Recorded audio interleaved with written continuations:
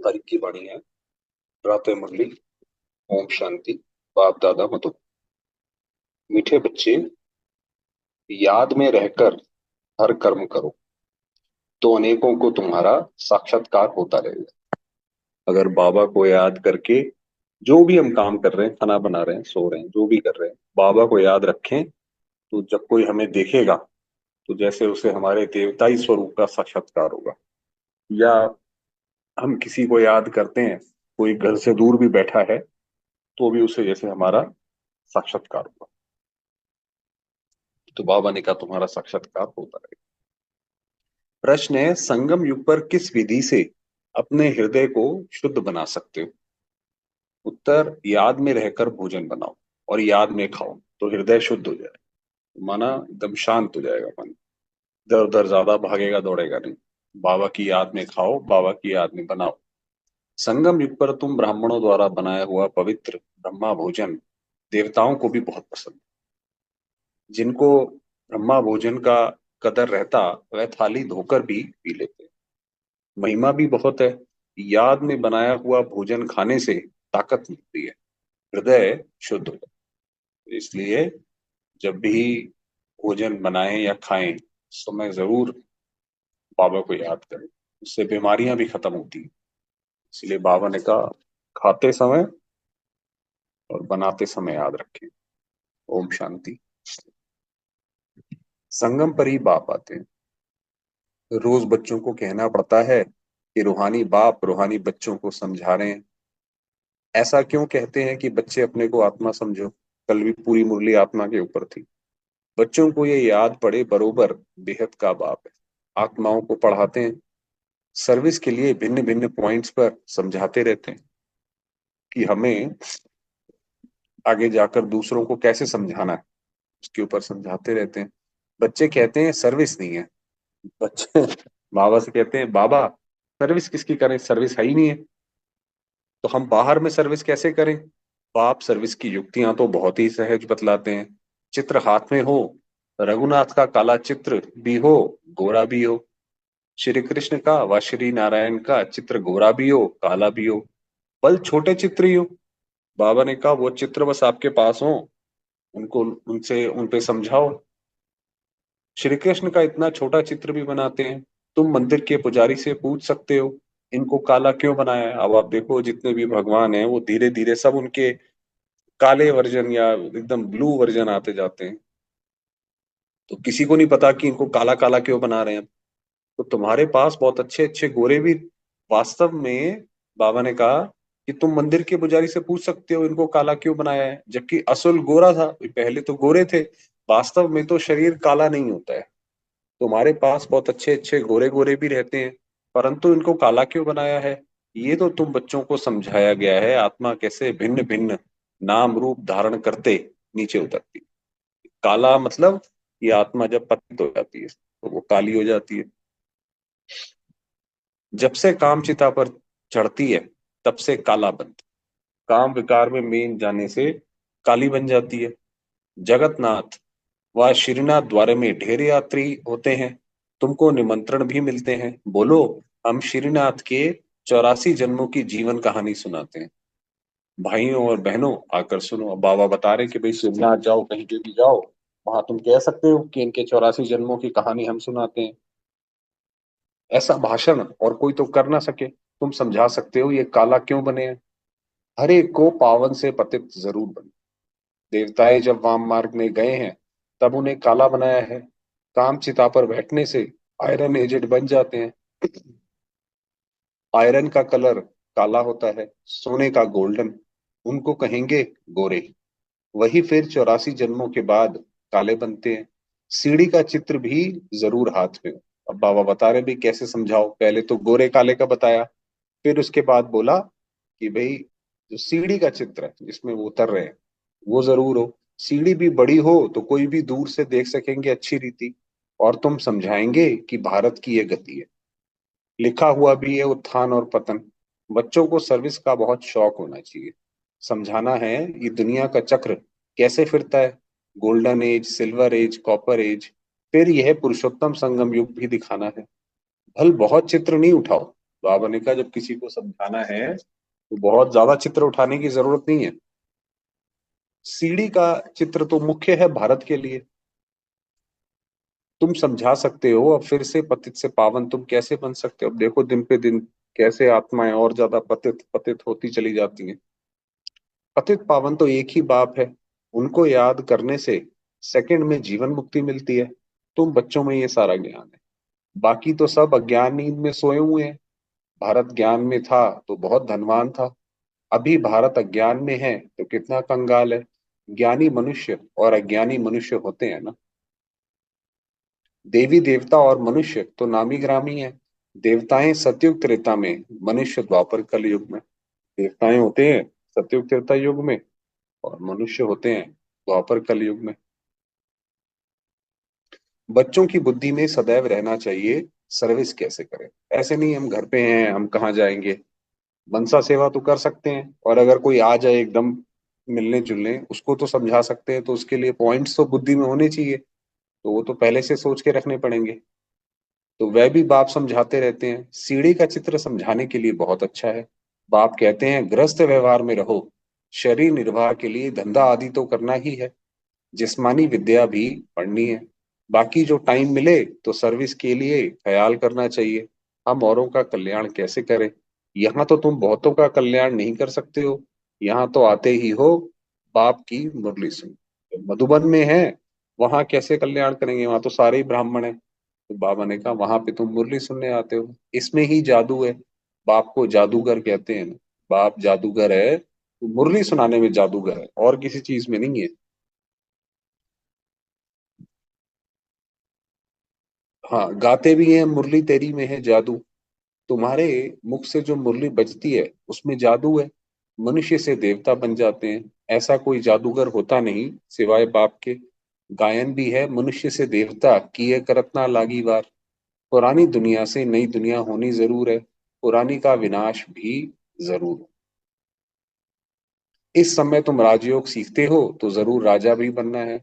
अभी तुम समझते हो 84 जन्मों के बाद फिर पहला नंबर जन्म चाहिए। अब हमने जन्म लेते लेते लेते 84 जन्म पूरे कर लिए। अब जो है वापस हमें दोबारा वही बनना है।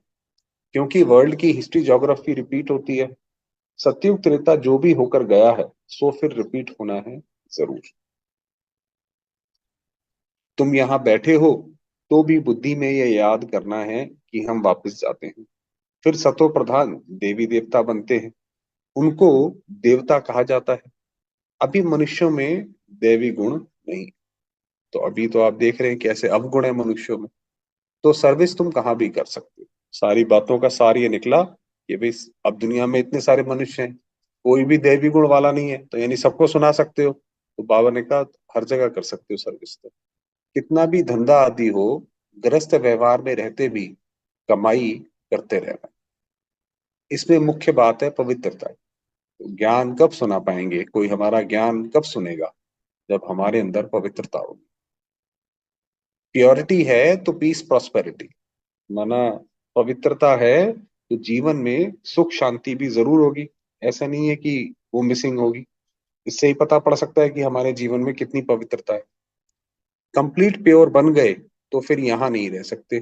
क्योंकि हमको शांति धाम जरूर जाना। अगर पूरी तरह पवित्र बन गए तो फिर शांति धाम चले जाएंगे। आत्मा प्योर बन गई फिर आत्मा को इस पुराने शरीर के साथ नहीं रहे। फिर तो ये शरीर आत्मा छोड़ देगी।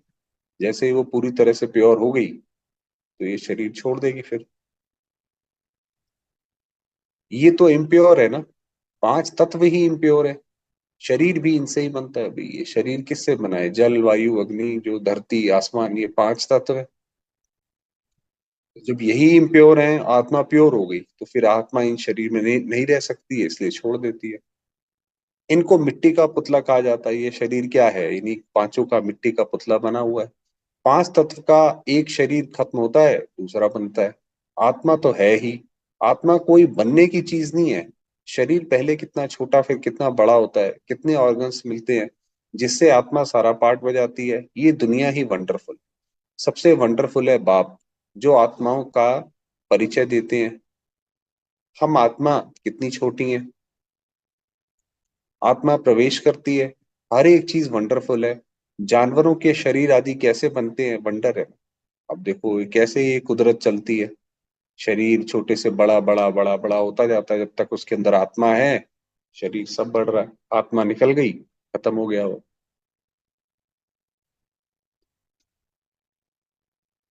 हाँ, शरीर कैसे बनता है, वंडर है ना। आत्मा तो सब में वही छोटी है। अब बाबा ने कहा देखो आत्मा तो सब में छोटी है। अब ये बाकी जानवर, कोई बहुत कितना बड़ा जानवर है, कोई बिल्कुल छोटा सा जानवर है, मगर है सब में आत्मा। हाथी कितना बड़ा है, उनमें इतनी छोटी आत्मा जाकर बैठती है। बाप तो मनुष्य जन्म की बात समझाते हैं। मनुष्य कितने जन्म लेते हैं, 84 लाख तो नहीं है ना, तो है नहीं। समझाया है जितने धर्म है उतनी वैरायटी बनती है। हर एक आत्मा कितने फीचर्स का शरीर लेती है, वंडर है ना। एक आत्मा आप देखो, कभी भाई कभी बहन, कभी भाई कभी बहन, ऐसे करके 84 जन्म ले लेती है।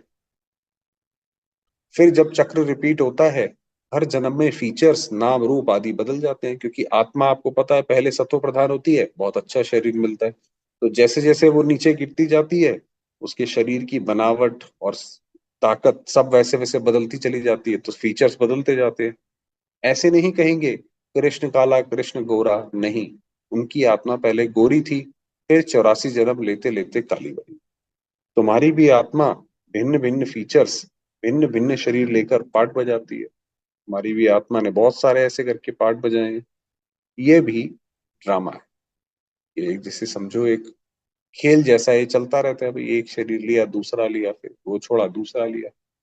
तुम बच्चों को कभी भी कोई फिक्रात नहीं होनी चाहिए, किसी चीज की फिक्र करने की जरूरत नहीं है। सब एक्टर्स हैं, ये हर एक आत्मा अपने अपने हिसाब से, कर्मों के हिसाब से, हमारे उसके साथ जैसे कर्म है उसके हिसाब से पार्ट बजा रही है। तो इसमें क्या बात है फिक्र करने की। एक शरीर छोड़ दूसरा लेकर फिर पार्ट बजाना ही है। भाई किसी ने शरीर छोड़ा है ना, दुनिया में बोलते हैं भाई मर गया, डेथ हो गई, तो हमें क्या है भाई, वो तो अपना शरीर छोड़ा, मिट्टी का पुतला छोड़ा, दूसरा जाके धारण कर लिया। तो इसमें फिक्र करने की क्या बात है। हर जन्म में संबंध आदि बदल जाता है, तो बाप समझाते हैं ये बना बनाया आत्मा ही 84 जन्म लेते लेते तमो प्रधान बनी है। अब फिर आत्मा को सतो प्रधान, पावन तो जरूर बनना है। पावन सृष्टि थी, अब पतित है, फिर पावन होनी है। तो ये दिन रात, अब रात जा रही है दिन आ रहा है, तो पावन बनना है। सतो प्रधान तमो प्रधान अक्षर तो है ना। सतो प्रधान सृष्टि, फिर सतो रजो तमो सृष्टि। अभी तो तमो प्रधान बने हैं, वही फिर सतो प्रधान कैसे बने, पतित से पावन कैसे बने। बरसात के पानी से तो पावन नहीं बनेंगे, ये कहते हैं गंगा पतित पावनी है। ये पानी का तो चक्र चलता रहता है, एक ही पानी जो है पूरी धरती पे घूमता रहता है। पावन का ऐसे तो नहीं, ऐसे तो फिर अगर पानी से पावन बनते हैं तो बरसात के पानी से भी बनना चाहिए, उससे तो नहीं बनेंगे। बरसात से तो मनुष्यों का मौत भी हो जाता है, फ्लड्स हो जाती हैं तो कितने डूब जाते हैं, तो कहाँ पावन बने, और ही डुबा देता है पानी। तो अभी बाप समझाते रहते हैं ये सब खंड नहीं रहेंगे, ये जो अलग अलग अमेरिका ये सब है ये नहीं रहेंगे। नेचुरल कैलेमिटीज भी मदद करेंगी। नेचुरल कैलेमिटीज माना प्राकृतिक आपदा, भूकंप आएगा, बाढ़ आएगी, तूफान आएगा, कितने ढेर मनुष्य जानवर आदि बह जाते हैं। ऐसे नहीं कि पानी से पावन बन जाते हैं, वह तो शरीर चला जाता है भाई, जो शरीर चला गया। शरीर को तो पतित से पावन नहीं बनना है, पावन बनना है आत्मा। आत्मा पावन बनाना है। वो तो आत्मा दूसरा शरीर लेगी, वो भी अच्छा भी होगा तो भी उसको खराब कर देगी, क्योंकि आत्मा ही पतित है। सो पतित पावन तो एक बाप है। भल वह जगत गुरु कहलाते हैं, परंतु गुरु का तो काम है सदगति देना। वह तो एक ही बाप सदगति दाता है। सच्चा सच्चा जो सतगुरु है वो एक शिव बाबा है, बाकी सारे सिर्फ गुरु हैं। बाप सतगुरु ही सदगति देते हैं। बाप समझाते तो बहुत रहते हैं, ये भी सुनते हैं ना। ये कौन सुनते हैं, ब्रह्मा बाबा। बाबा कह रहे हैं ये भी सुनते हैं ना। गुरु लोग भी बाजू में शिष्य को बिठाते हैं सिखलाने के लिए, ये भी उनके बाजू में बैठता है। बाबा ने कहा एक ही शरीर में दो आत्मा बैठती हैं, जैसे ब्रह्मा बाबा और शिव बाबा। तो बाबा ने कहा मैं इनको बाजू में बिठाता हूँ। बाप समझाते हैं तो ये भी समझाते होंगे ना, इसलिए गुरु ब्रह्मा नंबर 1 में कहा जाता है। माँ जो है वो नंबर 1 गुरु है। शंकर के लिए तो कहते हैं आंख खोलने से भस्म कर देते हैं, फिर उनको तो गुरु नहीं कहा जाए। फिर भी बाप कहते हैं बच्चों, माँ में कम याद करो। कई बच्चे कहते हैं इतने धंधे दोहरी की फिक्रात में रहते हैं, हम अपने को आत्मा समझ बाप को कैसे याद करें? ये हर एक का अपना अपना काम धंधा है। तो काम धंधे में किसी कोई घर पे ही है, कोई बाहर है, तो काम धंधे में कैसे याद करें, बाबा से पूछते हैं। बाप समझाते हैं भक्ति मार्ग में भी तुम हे ईश्वर हे भगवान क्या याद करते हो ना? याद तब करते हो जब कोई दुख होता है। मरने समय भी कहते हैं राम राम बोलो। बहुत संस्थाएं हैं जो राम नाम का दान देती हैं। जैसे तुम ज्ञान का दान देते हो वह फिर कहते हैं राम बोलो राम बोलो। तुम भी कहते हो शिव बाबा को याद। अब हमें पता पड़ गया सच्चा राम कौन है, तो दान दो भाई, शिव बाबा को शिव बाबा की याद का दान दो। वह तो शिव को जानते ही नहीं, ऐसे राम राम कह देते हैं। अब ये भी क्यों कहते हैं कि राम कहो, जबकि परमात्मा सब में है? बाप बैठ समझाते हैं राम व कृष्ण को परमात्मा नहीं। परमात्मा जो है कोई वो मनुष्य या कोई देहधारी नहीं हो सकता। अभी श्री कृष्ण ने तो शरीर लिया था, उनकी तो माता पिता थे, तो उनको उन्हें देवता कहा जाता है। उनकी भी कलाएं कम होती जाती हैं। देवताएं हैं वो तो इस चक्र में आते हैं। हर एक चीज की कला कम तो होती ही है। कपड़ा भी पहले नया फिर पुराना होता है, कोई भी चीज ऐसे ही है। तो बाप इतनी बातें समझाते हैं। बाबा ने बताया कि भाई धंधा दौरी करते हो तो जैसे तुम पहले भक्ति में करते थे वैसे ही अब तुम ज्ञान में करो। और ऊपर बताया सर्विस। तो इतनी बातें समझाते हैं, फिर भी कहते हैं मेरे मीठे मीठे रूहानी बच्चों, अपने को आत्मा समझो। बाबा कैसे, क्योंकि बाबा तो हमारा अनादि पिता है ना, तो इसलिए बाबा कहता है मीठे मीठे रूहानी बच्चों, अपने को आत्मा समझो। सिमर सिमर सुख पाओ। जितना अपने आप को आत्मा समझ के बाबा को याद करेंगे उसमें सुख मिलेगा। यहाँ तो दुख धाम है। बाप को और वर्षे को याद करो, याद करते करते अथाह सुख पाएंगे। कलह कलेश बीमारी आदि जो भी हैं सब छूट जाएंगे। जो कौन सी वो आरती में आता है। तो इसलिए भगवान को जितना याद करेंगे, बाबा को जितना याद करेंगे, कलह कलेश कोई शरीर में बीमारी होगी उससे मुक्त हो जाएंगे। तुम 21 जन्मों के लिए निरोगी बन जाते हो। कलह कलेश मिटे सब तन के, जीवन मुक्ति पद पाओ। गाते हैं परंतु एक्ट में नहीं आते हैं। ये जो भक्ति करते हैं उसमें गीत गाते हैं, उसमें आरती करते हैं, बस करने के लिए कर देते हैं। क्या लागे मेरा सब कुछ तेरा, मानते थोड़ी है सब कुछ तेरा। एक्ट में नहीं आते हैं, बस बोल देते हैं भक्ति में। तुमको बाप प्रैक्टिकल में समझाते हैं। बाप को सिमरो तो तुम्हारी सब मनोकामनाएं पूरी हो जाएंगी, सुखी हो जाएंगे। बाबा ने बता दिया कि भाई कोई फिक्र की जरूरत नहीं है, एक बाबा को याद करो तो उसमें सब पूरा हो जाएगा। मोचरा खाकर मानी टुक्कड़ खाना, यानी सजा खाकर रोटी का टुकड़ा खाना अच्छा नहीं। माना अंत में अगर नहीं पूरा याद करा होगा तो अंत में क्या कहते हैं सजाएं मिलेंगी, फिर उसके बाद स्वर्ग में जाने को मिलेगा। तो बाबा ने कहा वो अच्छी बात, सजा मत। सबको ताजी रोटी पसंद आती है, आजकल तो तेल ही चलता है, वहां तो घी की नदियां बहती हैं। तो बच्चों को बाप का सिमरन करना है। बाबा ऐसे भी नहीं कहते यहाँ बैठकर बाबा को याद करो, नहीं, चलते फिरते घूमते शिव बाबा को याद करना है। उसके लिए भी नहीं बैठ पा रहे हो किसी वजह से, चलो शरीर में दर्द है या काम है, घूमते फिरते बाबा को याद करो। नौकरी आदि भी करनी है, बाप की याद बुद्धि में रहनी चाहिए। लौकिक बाप के बच्चे नौकरी आदि करते हैं तो याद रहता ही है ना, भाई कोई बच्चा होगा उसको ये थोड़ी अपने माँ बाप भूल जाएंगे। कोई भी पूछेगा तो झट बताएंगे हम किसके बच्चे हैं। बुद्धि में बाप की प्रॉपर्टी भी याद रहती है। तुम भी बाप के बच्चे बने हो तो प्रॉपर्टी भी याद। बाप को भी याद करना है और कोई से संबंध। आत्मा में ही सारा पार्ट नूंधा हुआ है। एक बाबा से ही अपने सारे संबंध रखने, और बाबा ने कहा आत्मा में ही सारा पार्ट नूंधा हुआ है। जो इमर्ज होता है वो धीरे धीरे खुलता जाता है वो पार्ट। इस ब्राह्मण कुल में तुम्हारा जो कल्प कल्प पार्ट चला है वही इमर्ज होता है। बाप समझाते हैं खाना बनाओ, मिठाई बनाओ, शिव बाबा को याद करो, और कुछ नहीं। शिव बाबा शिव बाबा। शिव बाबा को याद कर बनाएंगे तो मिठाई खाने वाले का भी कल्याण हो जाएगा। भाई हम खाना बना रहे हैं, बाबा को याद करते करते बनाते जाओ, तो जो वो खाना जो खाएगा उसका भी मन शांत हो जाएगा, वो भी जैसे पवित्र हो जाएगा, उसकी भी सेवा हो जाएगी।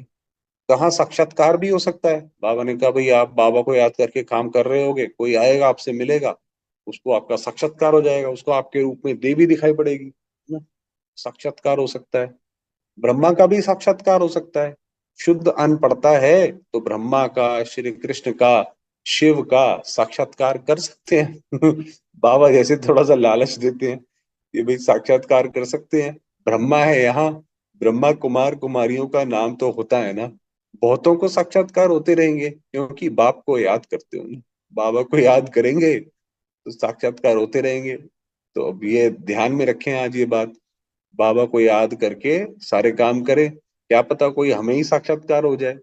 चलो दूसरे को भी होगा, हमें भी हो जाएगा। तो बहुतों को साक्षात्कार होते रहेंगे क्योंकि बाप को याद करते हो ना। बाप युक्तियां तो बहुत ही बताते हैं, वह मुख से राम राम बोलते हैं, तुमको मुख से कुछ बोलना नहीं है। शिव बाबा जैसे वह लोग समझते हैं गुरु नानक को भोग लगा रहे हैं, तुम भी समझते हो हम शिव बाबा को भोग लगाने के लिए बनाते हैं। एक खाना बनाओ ये सोच के बनाओ कि ये बाबा ने पहले खाना है, बाबा को भोग लगाना है। शिव बाबा को याद करते बनाएंगे तो बहुतों का कल्याण हो सकता है। उस भोजन में ताकत हो जाती है। इसलिए बाबा भोजन बनाने वालों को भी कहते हैं शिव बाबा को याद कर बनाते हो। लिखा हुआ भी है ना, शिव बाबा याद है, तो याद में रहकर बनाएंगे तो खाने वाले को भी ताकत मिलेगी, हृदय शुद्ध होगा। ब्रह्मा भोजन का गायन भी है ना, ब्राह्मणों का बनाया हुआ भोजन देवताएं भी पसंद करते हैं, ये भी शास्त्रों में है। ब्राह्मणों का भोजन बनाया हुआ खाने से बुद्धि शुद्ध हो जाती है, ताकत रहती है। ये तो बहुत बड़ी सेवा है, हम कर सकते हैं। ब्रह्मा भोजन की बहुत महिमा है। ब्रह्मा भोजन का जिनको कदर रहता है थाली धोकर भी पी लेते हैं, बहुत ऊंच समझते हैं। भोजन बगैर तो रह ना सके, फेमन में भोजन बगैर मर जाते हैं। फेमन माना जब सूखा पड़ता है ना, भूखमरी जब फैलती है, तो आत्मा ही भोजन खाती है इन ऑर्गन्स द्वारा, स्वाद वह लेती है। अच्छा बुरा आत्मा ने कहा ना, ये बहुत स्वादिष्ट है, ताकत वाला है, आगे चल, जैसे तुम उन्नति को पाते रहेंगे वैसे भोजन भी तुमको ऐसा मिलता रहेगा। जैसे जैसे आगे बढ़ेंगे हमारी अवस्था भी अच्छी होती जाएगी, है ना। तो भोजन अपने आप ही हमारा अच्छा होता जाएगा। इसलिए बच्चों को कहते हैं शिव बाबा को याद कर भोजन। बाप जो समझाते हैं उसको अमल में लाना चाहिए ना, करना चाहिए फॉलो। तुम हो पियर घर वाले, जाते हो ससुर घर। पियर घर वाले, ससुर घर माना सतयुग में जाते हैं ससुर घर।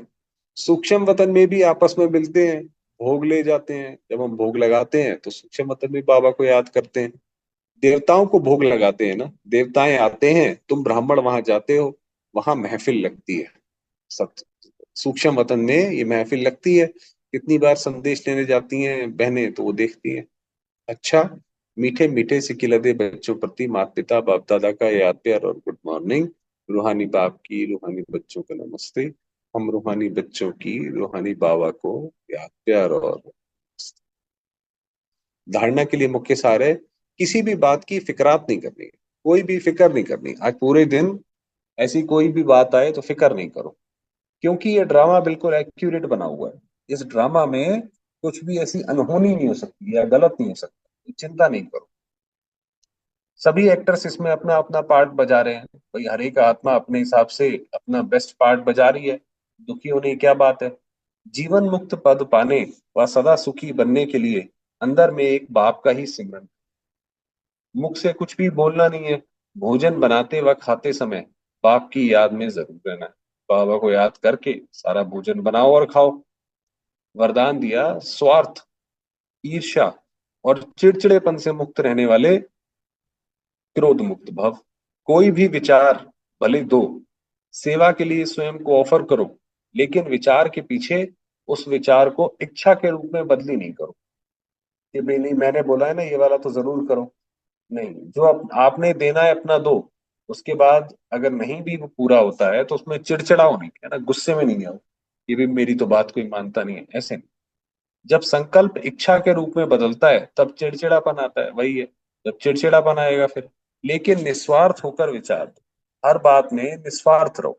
ये हमारा कोई स्वार्थ नहीं, जो हमने हमें अच्छा था हमारे हिसाब से वो हमने बता दिया, फॉलो करो ना करो वो तुम्हारी इच्छा है।